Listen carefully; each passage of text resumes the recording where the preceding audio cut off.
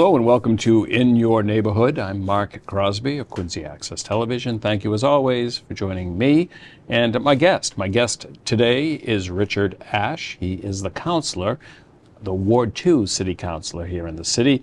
Richard, always a pleasure to have you. Welcome back to Quincy Access TV. Thanks for having me. I think the last time I was here was probably May.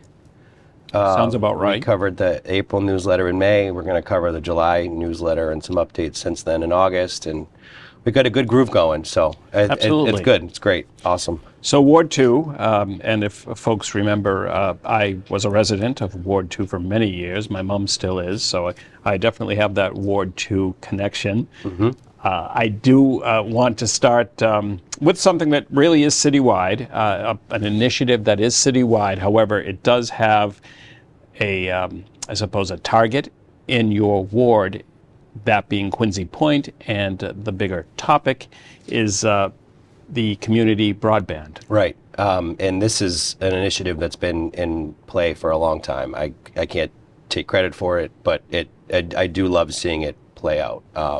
The two pilot neighborhoods for Quincy Community Broadband are going to be Marymount and Quincy Point. And so, well, actually, I believe it's Marymount and Quincy Point. It may be Wollaston, but I'm pretty sure it's Marymount and Quincy Point. But I'm biased, so I do know it's Quincy Point, right? And it's great to see. We see the third-party vendors. They were outside of my house looking at utility poles just last week or a couple weeks ago. So it's nice to see the work being done to identify the utility poles and where there's access and where there can be service. And I'm told we'll start to roll that out hopefully in the fall. And just for folks that might not totally understand, could you just kind of briefly talk about what it is? It'll be similar to the Quincy Community Electric, in which we're trying to dismantle the monopolies, quite frankly. Quincy Community Electric was an answer to the monopoly of National Grid and trying to throw our own vendors out there to save people money. So with respect to the community broadband, it would be the same thing. We're hoping to save people some money on the monopolies and the conglomerates that control who we can get cable from in the city. Ultimately, again, benefiting the taxpayer. Correct. Paying less for the service. Let's talk about Faxon Park. That's a park that I used to hang out in quite a bit growing up on Penns Hill. There are ongoing renovations. Yes. Some, I suppose, tasks are completed. Others are ongoing. Correct. So there's twofold here. We'll start with Boy Scout Troop 42.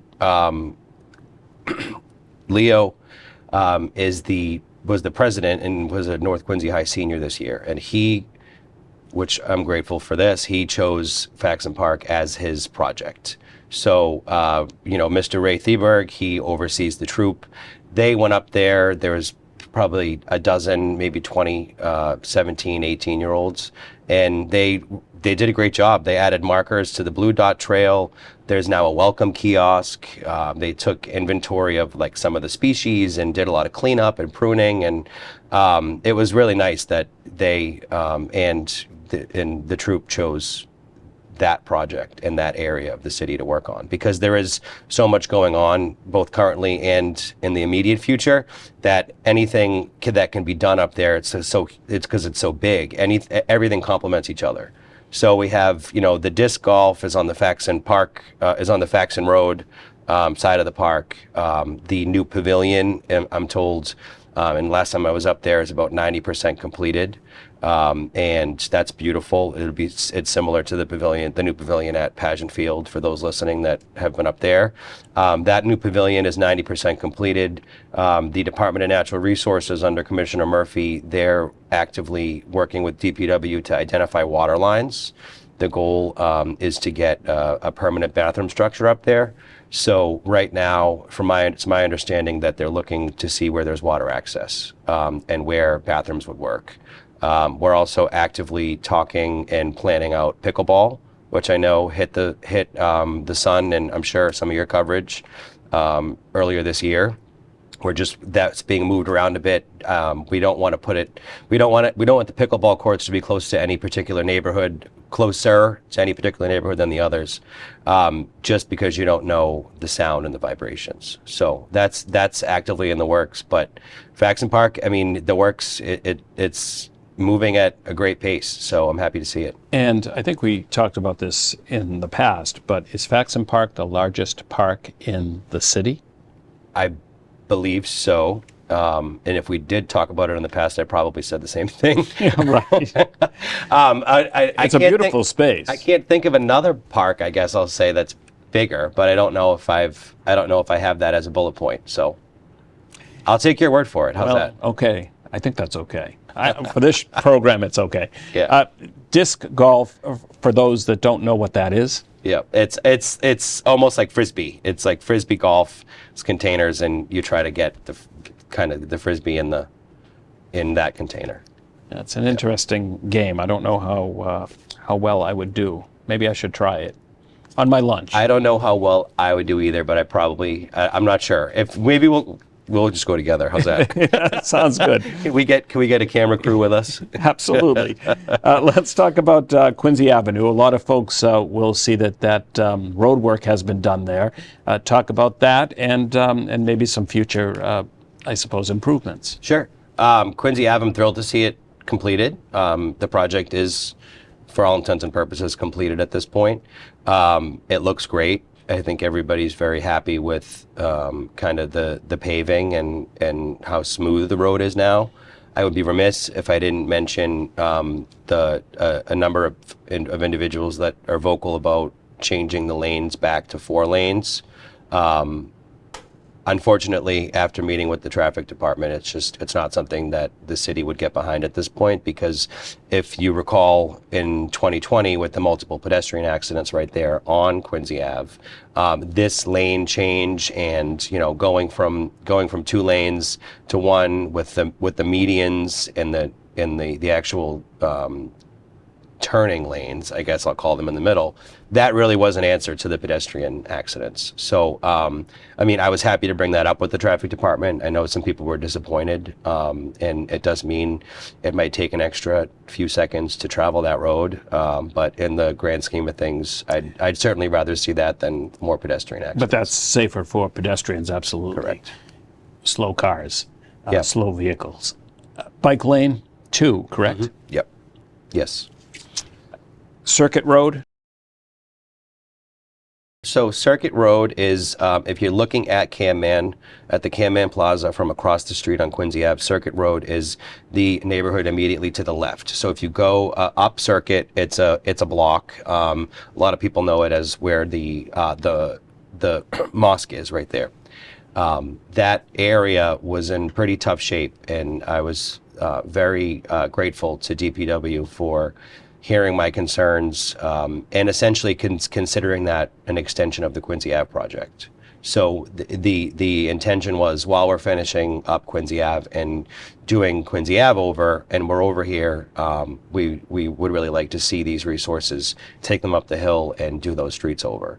And that happened, and it looks great. The residents are thrilled, and I'm really happy for them and happy to advocate for them to get that done. While we're on the subject, I guess, of the Department of Public Works, any other road work being done in your ward in the near future? It's my understanding that from speaking a few times with Commissioner Grazioso, that Franklin Street's a priority, and there will be, I know from meetings with the traffic department, the Rotary, the Fort Rotary, and Southern Artery will also be priorities toward the end of the year. I do know a lot of the contracts for roads to be done expire in June of 2025.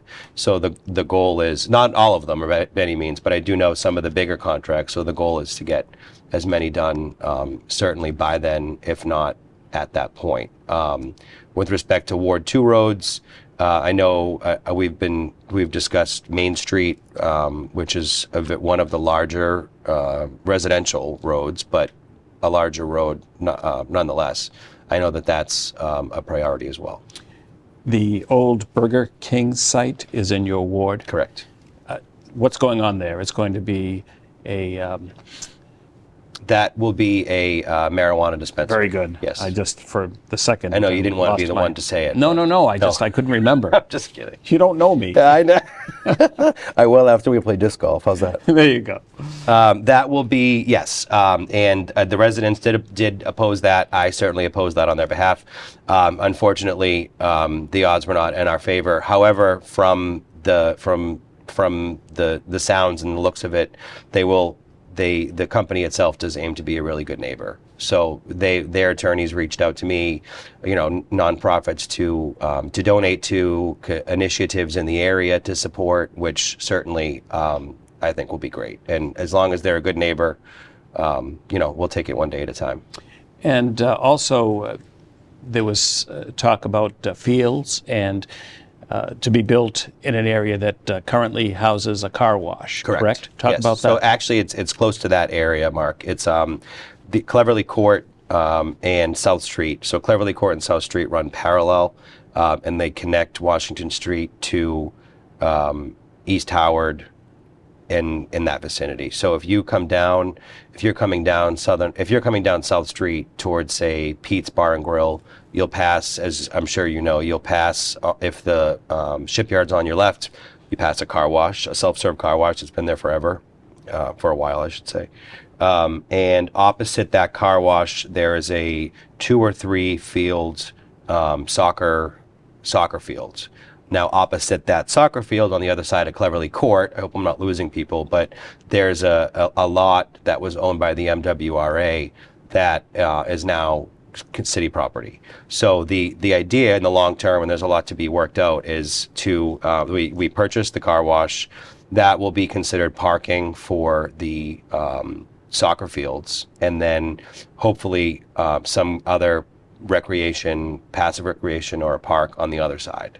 So more green space, which, to complement all of the residents in that neighborhood, I think will be huge. Let's move now to 1000 Southern Artery and what's going on there. Are there improvements there? Of course, 1000 Southern Artery is a senior housing building. Yes, the largest senior complex in the city, 641 apartments. Okay. And one of my favorite places to be. We have seen a lot of safety improvements. The cameras are up and running. Residents have new key fobs. And those were kind of the two headlines, I guess, if you will. There's been some turnover in the property management department that I think the residents are happy with. One of my goals recently was to try and move and get their polling location back at 1000.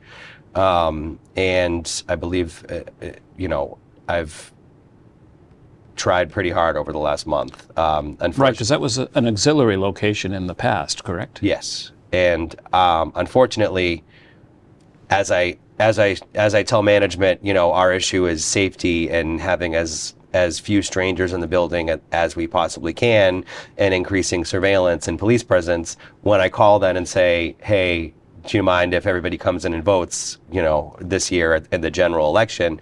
Those they can contradict each other to a certain point, and I understand that. And we've gone through the mitigation process and really trying to get the polls back there. Since a lot of residents vote by mail, the argument is weakened at some point. So now I'm looking at making sure we have transportation for the individuals at 1000 to make sure that they can get over to Clifford Marshall to vote this year for the general. So the goal is to get transportation for them. And then I also have a coffee hour coming up at 1000 that the date is escaping me.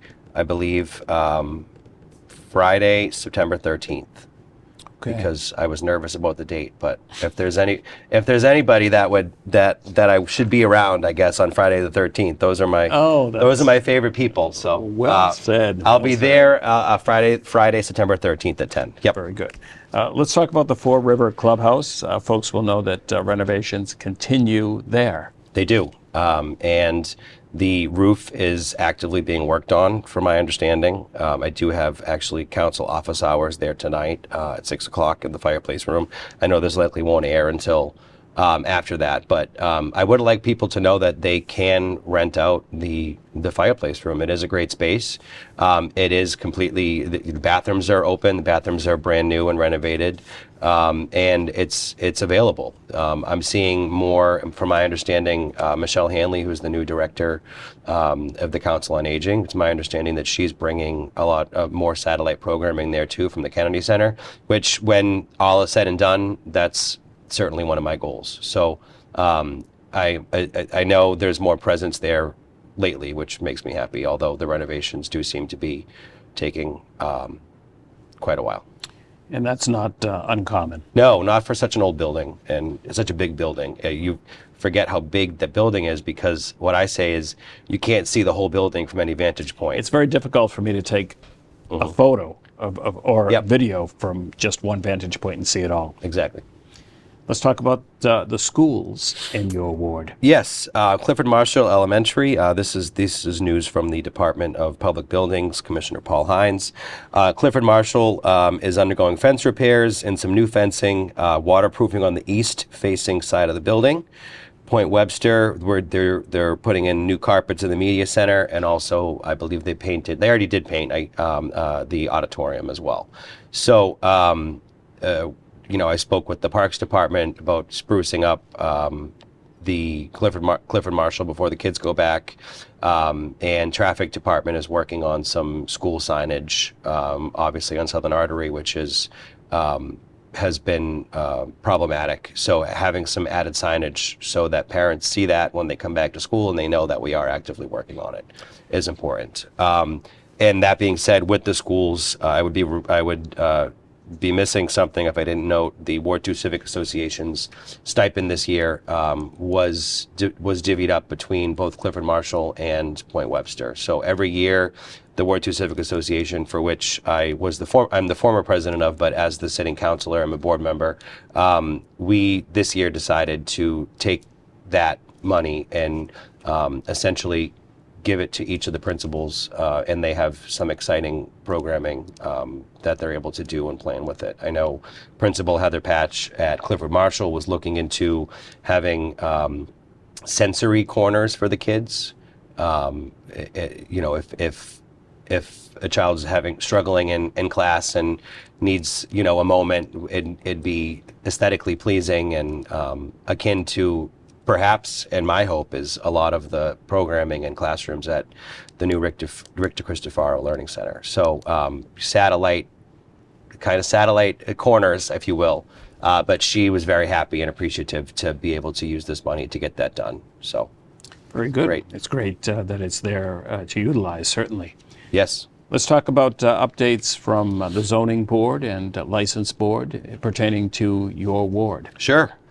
So zoning board, one of the bigger proposals, certainly since I came into office in January, has been 10 Independence Ave, which was withdrawn, which we can consider a win, I guess, in the short term. I'm sure it will come back in some variation, and I'd be naive if I didn't mention that.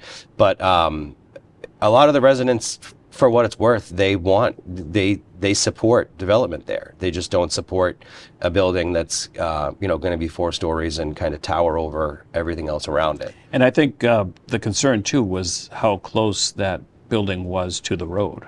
Correct.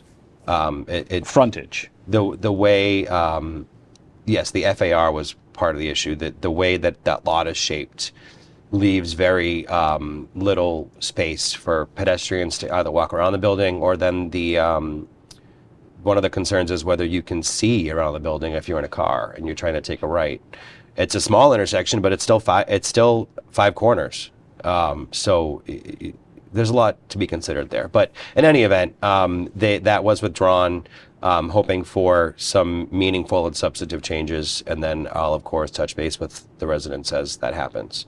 There's also a proposal. We were at the planning board last week for 97 Sumner Street. Had a community meeting on it back in June.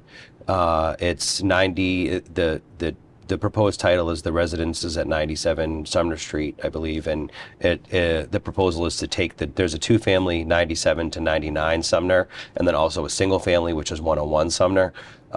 It's to take those, demolish those, and it's for 5 townhouses in sort of a cul-de-sac. And the residents there too, I mean, they certainly came with their concerns, but we nip it in the bud early and get things answered and come to a middle ground. And it seems a lot of the residents over there are happy with it. It's taking, the Sumner Street, it's again long. You've got the Sumner Street Bakery. You have a number of single families, a number of two families. It's kind of like there are spots of it where it's brand new, and then spots of it where, the houses are extremely old and could really use some TLC. So the residents over there are all in all, I think, supportive of it. And I also have a community meeting next week on August 22nd, and this is a proposal for 619 Washington Street. It's the corner of Cleverly Court and Washington Street. So opposite kind of where we just were discussing the new park, that the park and the MWRA lot. Oh, right. Okay. Yes. And what would be going on there? Now I'm second. No. So it's 619 Washington. Now I'm just wondering if I'm talking about Cleverly or Chubbuck. The proposal is 30 residential units. So the proposal is 6 stories, 30 apartments. So I met with the developer last month. We'll do a community meeting, see what the residents think. And it's an empty lot, and it's been an empty lot for a while. The goal would be to put something in there that everybody is happy with, and that's newer. I would love to see some commercial. That's kind of my goal for Washington Street, is the more commercial, the better. So we'll see how the meeting goes next week. That's next Thursday, August 22nd, 6 o'clock at Clifford Marshall. Very good. There are some upcoming events that, we've talked about some upcoming dates, but there are some festivals. I guess a food truck festival that has 2 dates connected to it you could talk about? Yeah, sure. So the city's food truck festival, I believe, is October 5th this year. This is not to be confused with that. When I was campaigning last year, people really enjoyed. I did Friday nights at that point. Last year, we did 4 Friday nights, 2 at Faxon Park, 2 at Fall River. It was a couple of food trucks, a singer, an ice cream truck, and we're going to do that again. But you forget how dark it gets, how dark it gets, how early it gets, and how fast that happens. So this year, I decided we'll do Sundays. So residents can save the date. I don't have the lineup or the vendors completely hammered out yet, but Sunday, September 29th, will be at Faxon Park, and then Sunday, October 13th, will be at Fall River, probably like a 1 to 5, somewhere between 12 and 5. And residents will certainly know that, and I'll make sure everybody has notice of those in advance, because I think they'll be great.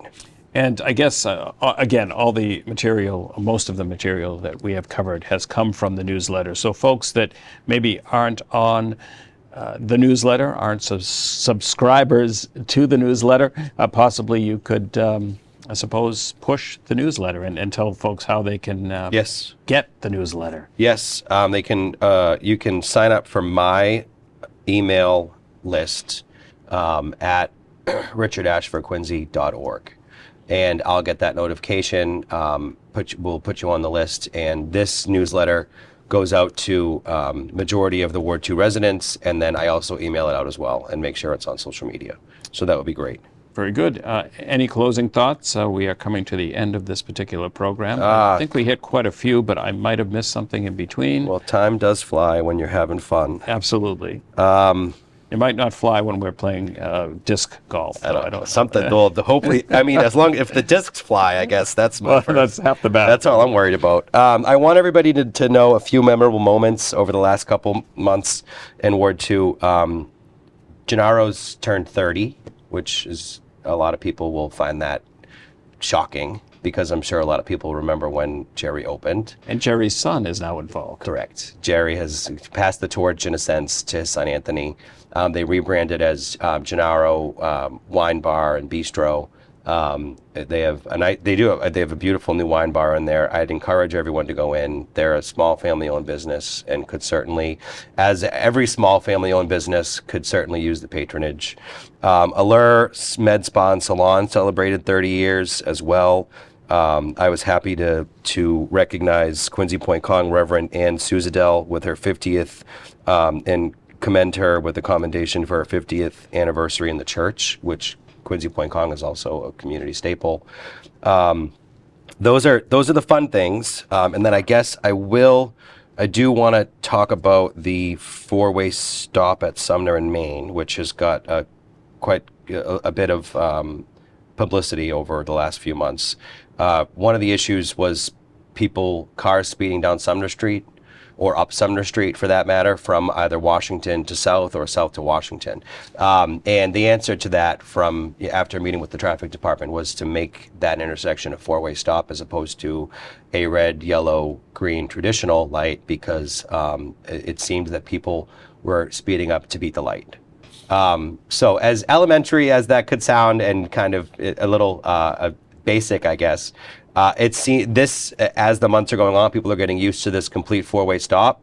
I think that it's working. I'm hearing that it's working. So I'd encourage residents to give that a chance for a while. And I am actively, one of the goals will be to make sure that there is adult personnel out there for when school starts, for when kids are walking to and from school. Very good, which as of the taping of this program isn't too far away. No. The kids have a couple more weeks of summer fun before they head back to the classroom. Yes. Yep. I think QPS takes off this year. The first day of school is September 3rd. So Okay.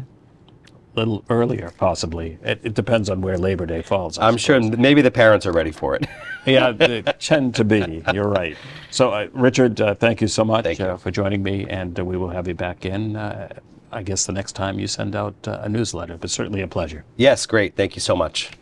And thank you at home for watching, and just please remember to support Quincy Access Television for programming just like this.